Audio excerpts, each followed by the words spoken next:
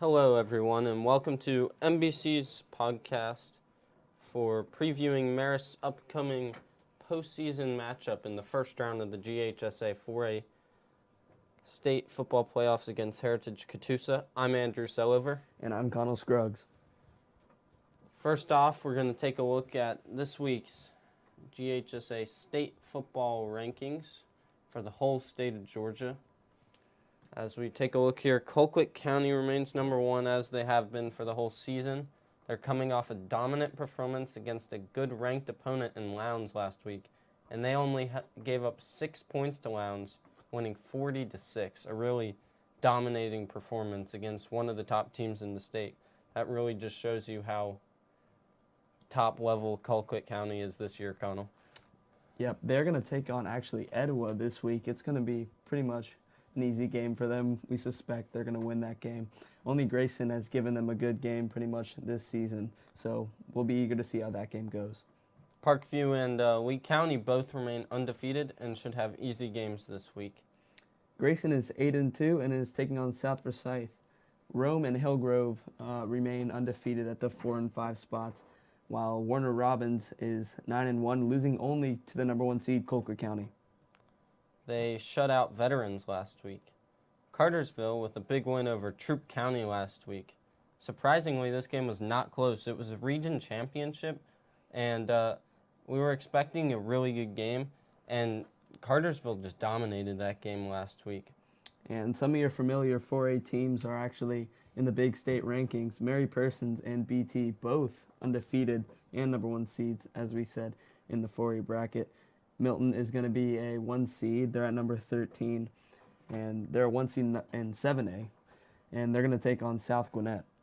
Marietta is a 2 seed in the 7A state playoffs. They're at 14 this week. They're going to be taking on East Coweta. Marietta expected to win in that game. As we move down, Dutchtown is undefeated and a 1 seed in 5A. So in the quadrant with Rome, you could have a matchup against Rome in the quarterfinals with that team. That's right. It could be Dutchtown Rome in the quarterfinals, which would be a real exciting game. McEachern is in the 16th spot. They're actually a 3 seed and have to go on the road to take on Noonet, but they are the favorites in that game despite going on the road. As for 9-1 Roswell, they're currently at 18, and 6-4 Tift County at 19. They will actually be facing each other. First round of the 7A state playoffs. Roswell is the 1 seed, and they'll be hosting Tift County, who's actually an at-large bid. I think last year, the at-large bids in 7A, and Tift County, a really good team, just a really tough region this year, caused them to lose 4 games, but luckily GHSA noticed their talent level, and they put them in, and that actually could be one of the best games in the first round of the state playoffs. Yep, and that's going to do it for your top 20 for the GHSA state football rankings. Now we're going to take a look at 4A. So a big flip here. Cartersville and Mary Persons actually jumped Blessed Trinity. We have it wrong on the graphic, but Cartersville is number 1. Mary Persons is number 2. All 3 teams are undefeated and 1 seeds in the 4A playoffs. St. Pius and Troup County both enter at 9-1. But St. Pius is going to be a 1 seed, and Troup County is going to be a 2nd seed. That's very unfortunate for them because they've played great ball this season. Yeah, they played great season except for the last week of the season when they really needed it, and they got just pushed around by Cartersville in what was expected to be a close region championship. Cartersville dominated that game, winning 43-10. Cartersville was actually up 28-3 after about a quarter and a half of football. So Troup County, just a bad week that they need to forget and move on and play what they've been playing the whole season except for last week. They need to play some good football this week. Marist remains at number 6 this week, 8-2, coming off the loss to Blessed Trinity 2 weeks ago. So Sandy Creek and Upson Lee enter into the playoffs at both 7-3, coming off dominant wins last week. Pickens is going to round up your top 10, even though they say they're number 9. They're actually number 10 this week with an undefeated 10-0 record. That's right. Cairo and Pickens should be flopped on the graphic.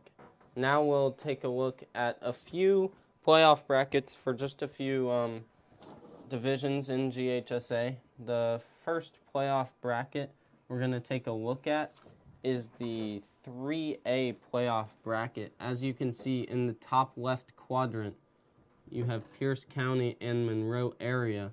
Those are going to be the 2-1 seeds in that division, in that quadrant. Elsewhere around the 3A, the rest of the 1 seeds in the bottom left is Benedictine, actually a military academy that Pius is playing, that Pius has played in the past few years. It's a really good team. In bottom left, the other 1 seed will be Cedar Grove. In the top right for 3A, you have the 1 seeds of Peach County, who's actually taking on the at-large Ringgold. Peach County coming off a state championship appearance last year. Westminster's the 3 seed up there, and they're taking on Jefferson. They're going to have to go on the road this week because they lost to Lovett in the Battle of Buckhead last week. It was a really close game. Westminster was looking to take the lead in the last drive of the game, and one of Lovett's best players actually intercepted Westminster quarterback to end that game. So Westminster, because of that loss, is a 3 seed, has to go on the road, take on Jefferson this week. Now in the bottom right-hand corner of the 3A bracket, you're going to see 1 seeds Crisp County and Calhoun. Calhoun, another really good team. I believe they were also in the 3A championship game last year. And Lovett's also in the bottom right-hand corner, the 2 seed. They will be taking on Morgan County, the 3 seed. Lovett will be hosting that game. And now we're going to move on to the 7A division. And you'll see, 7A division here. And you'll see over in the top left-hand corner, you're going to have the 1 seeds of Westlake and Grayson. Grayson, of course, as we mentioned earlier, might be the only team that's going to be able to give Colquitt County a run for their money. They were the only team that played Colquitt County to less than a 20-point game this year, Connell. And they'll be probably the favorites to come out of that top left quadrant in 7A.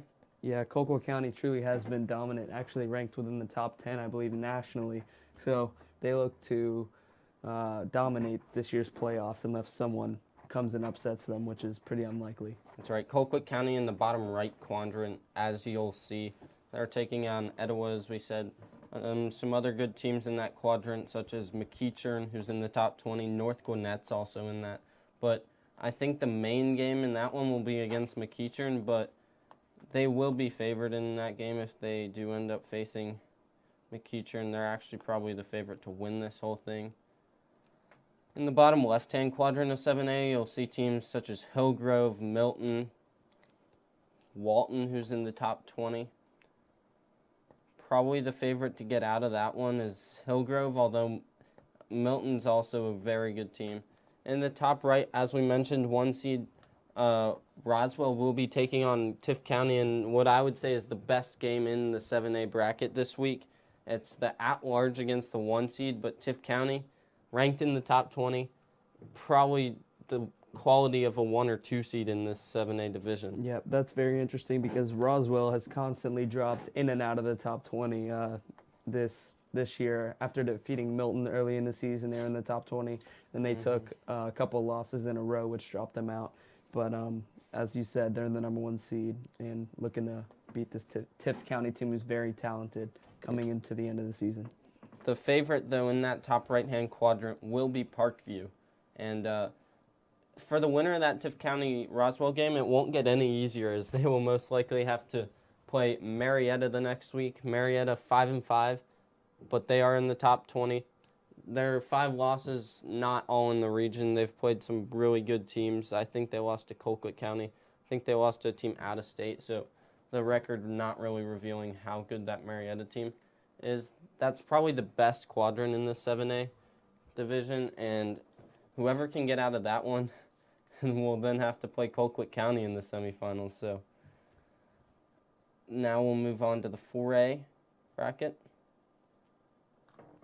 and you'll notice the Marist War Eagles in that top left-hand quadrant. The 2 seed taking on Heritage Catoosa this week. But you'll notice, the one thing you'll notice when you look at Marist's draw is the potential matchup against St. Pius in the second round. Yes, very. That's going to be a great game if Marist comes out of this game and Pius comes out of that game. They actually have a tough matchup against Cedartown. That's going to be fantastic. A rivalry match early in the playoffs. It's going to knock off a great team. That's right. Cedartown actually coming into the game 5-5, a 4 seed, but definitely the best 4 seed in 4A region. They're 5-5, as I said. They play in the best region in 4A, the region with Cartersville, with Troup County, with Sandy Creek, all 3 teams in the top 10 in 4A, and Cedartown actually 11th in 4A. So the fact that Pius has to play the 11th ranked team in 4A as a 4 seed in the first round is really an unfortunate draw. And Pius is favored in that one, but it should be a really good matchup. And if both teams, Marist and St. Pius, can get through, that will be an interesting rivalry in the second round of the 4A state playoffs. Marist will be looking to get revenge from the 17-0 loss early in the season. Mary Persons, the other 1 seed in this top left-hand quadrant, undefeated on the year. As you go down to the bottom left-hand quadrant, you'll see Cartersville and Baldwin. Cartersville, of course, the favorite in that bottom left-hand quadrant. So I would say the favorites on the left side, probably Cartersville and Mary Persons, but don't overlook Marist and St. Pius. If they meet in the second round, the winner of that matchup will take on probably Mary Persons, and that would be a fantastic game too.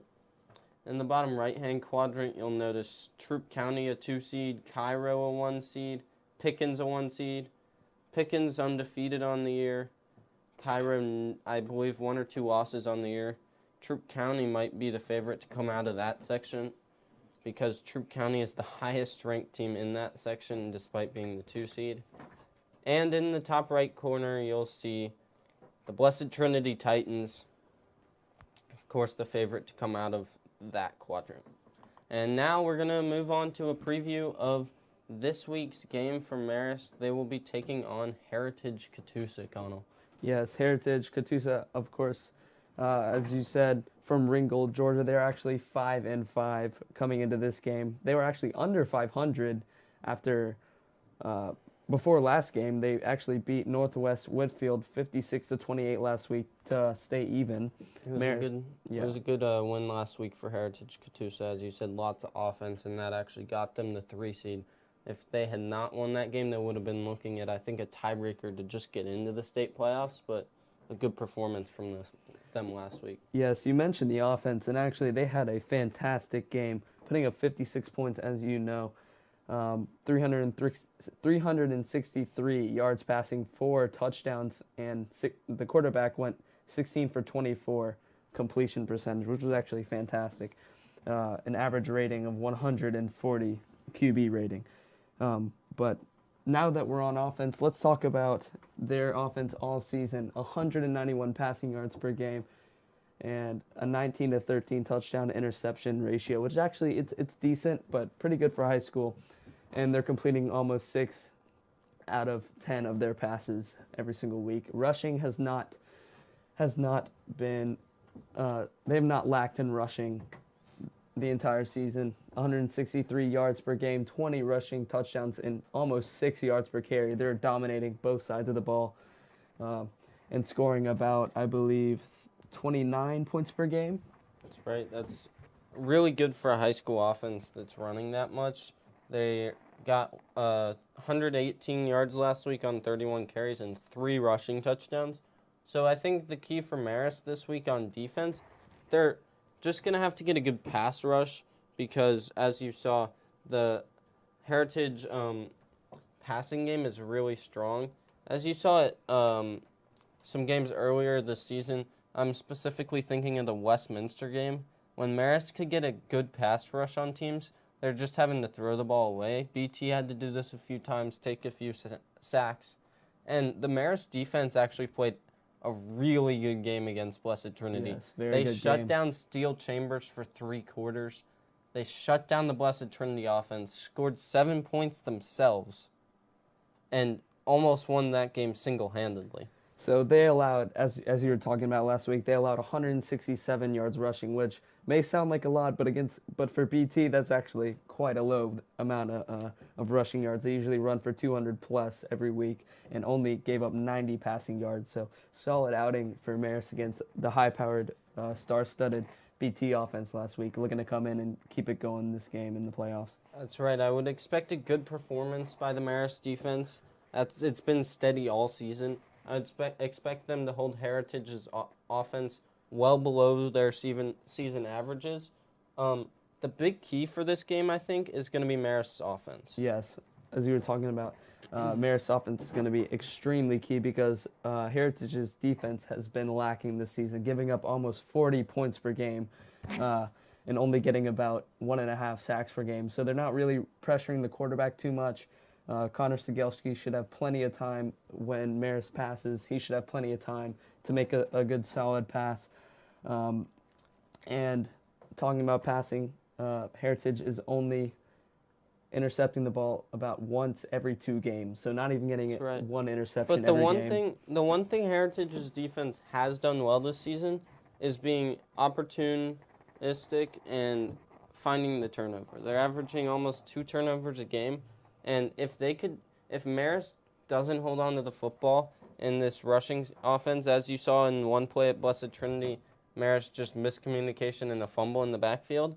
If Marist is turning the ball over a lot against this team, the offense for Heritage Catoosa could get good field position and really attack the Marist defense. Yeah, and I think for Marist to succeed in this game, they're going to have to keep the Heritage offense off the field, because if they can keep the Heritage offense off the field, they'll be able to expose the weak Heritage defense and potentially run the score up. So it's a good Heritage offense going against a good Marist defense, and a rather weak compared to the defense of Marist. The offense has been a little lacking this year. Against Blessed Trinity, no offensive points. The only way Marist scored was off of pick 6. So Marist really need. I know that I've talked to some of the players. They've been looking at a few new plays maybe for this week, and Marist just really needs to get in a groove running the ball. The one game you saw this was the Flowery Branch game. Marist just ran the ball right up the middle and was able to get 5-6 yards a carry. But if Marist gets behind the schedule on 2nd and 3rd down and they're having to throw the ball, that's where Marist really doesn't do well, because it's so obvious for the Heritage defense that they're going to be throwing the ball. Yeah, I'm interested to see what Coach Chadwick has in store for that game, because as you were talking about against Flowery Branch, Marist took it old school, ran the ball almost like 2 or 3 times per set of downs, and it actually turned out really well for them. Took it old school, hard smash mouth football, but yeah, interested to see whether Chadwick goes with that strategy or he decides to pass it a little bit more, try to get more speed on the edge, give it out to Kyle Hamilton and Josh Moore and see what he does. I think what's going to be interesting is Marist offense needs to adjust to what the Heritage defense is giving them. For the Flowery Branch game, Flowery Branch was giving us the run, and we just ran all over them. But for the Blessed Trinity game, they were attacking our run. We needed to throw the ball. Early in that game, we threw the ball down the field once to Kyle Hamilton. He got past his defender, but the pass was broken up. He was open on that play, just a little underthrown, but we never went back to it because the offensive line was unable to get good pass coverage. That's a key, is the offensive line. If they can get good run block and good pass coverage, then we're going to be able to exploit whichever one the Heritage defense is going to give us. Yep, and that should do it for this week's preview of Heritage versus your Marist War Eagles. That's right. We will have live coverage on this Friday, Heritage Catoosa Marist, first round of the 4A state playoffs. Be sure to tune in to NFHS Network and watch our live coverage. It will begin around 7 o'clock on the NFHS Network. And for NBC, I'm Andrew Sellover. And I'm Connell Scruggs. I hope you enjoyed this podcast, and please be sure to tune in to our live coverage if you were unable to make the game.